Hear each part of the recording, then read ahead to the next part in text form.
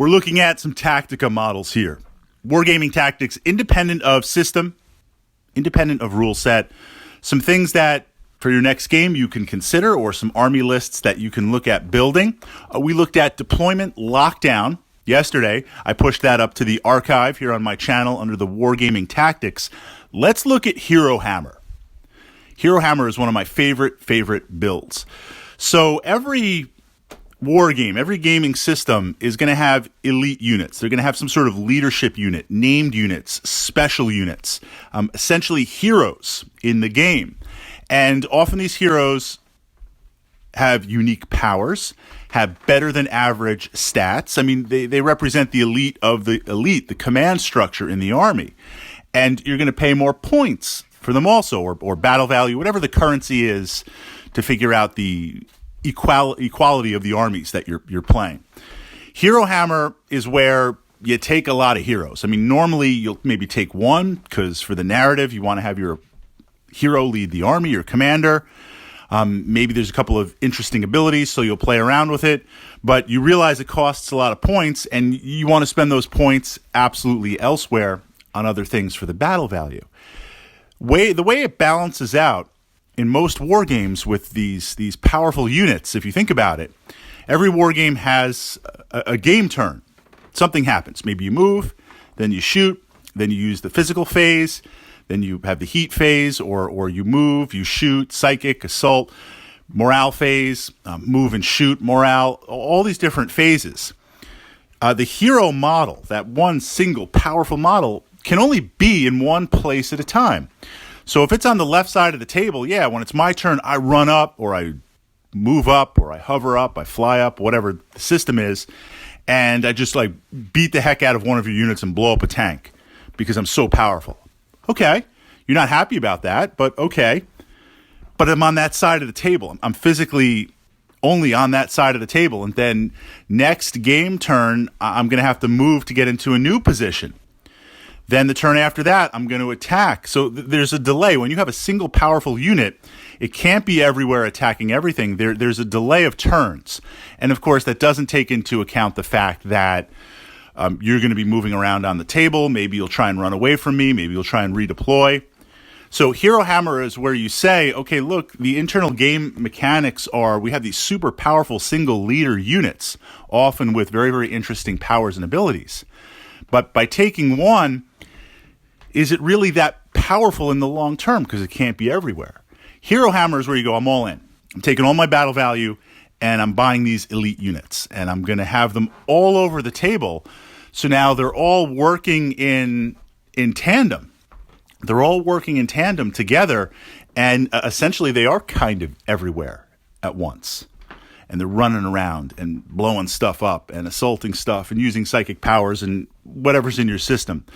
This is probably one of the funnest lists to play because, again, often these models are very powerful and they've got some really cool abilities. The downside is you are literally taking all your points and having a very small footprint of models on the table. What you have to be aware of is the dice that are out of range, meaning you might have very good armor, you might have a lot of life points, health points, whatever, but when your opponent attacks, there's always a slight chance in most wargaming systems that they will wound you. And the more dice they utilize, the more of a chance of that happening. We talk about dice pools and how they shrink over time. So let's say I'm shooting at that tank, that Hero Hammer. It's a special custom tank. I'm shooting at it. So when I shoot at it, how many actually hit? Then how many of those hits could actually potentially damage the tank? And then out of those that can potentially damage the tank, how many actually will really damage the tank by bypassing the armor? So the dice pools get big, they get smaller, they get smaller, they get smaller. You might be playing a system where, look, I only have 2 shots that can damage that tank in this unit. And first I got to hit it on a 3 or higher.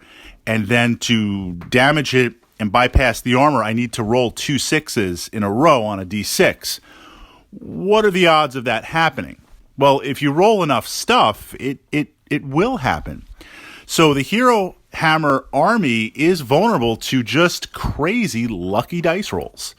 And you might get hit with that. So what that means is because you're so outnumbered and everyone's shooting at you, just the luck factor, or for you, the ill luck factor, is going to be much more prominent. So to counter that, you need to be super aggressive. You can't kind of hang back. You need to commit. All these heroes running forward, the Space Wolves, Lone Wolves, all running forward for glory, than opposed to hanging back and being shot at. Reducing the dice pool, reducing those numbers, those models as fast as you can. That's the Hero Hammer list. And out of all the tactical builds, I believe that with our army that we have, our models, we want to get the most out of our model collection. I mean, yes, absolutely, we're always adding new and more stuff. But with what we have, we want to experiment. We want to explore. And there are primary builds and builds that work and the most optimal builds for your gaming system. Then there's some that use tricknology, like kind of like a gimmick, or things have to align perfectly to work. And then there's ones that just on their nature being so focused, like Hero Hammer here, they're not the best build.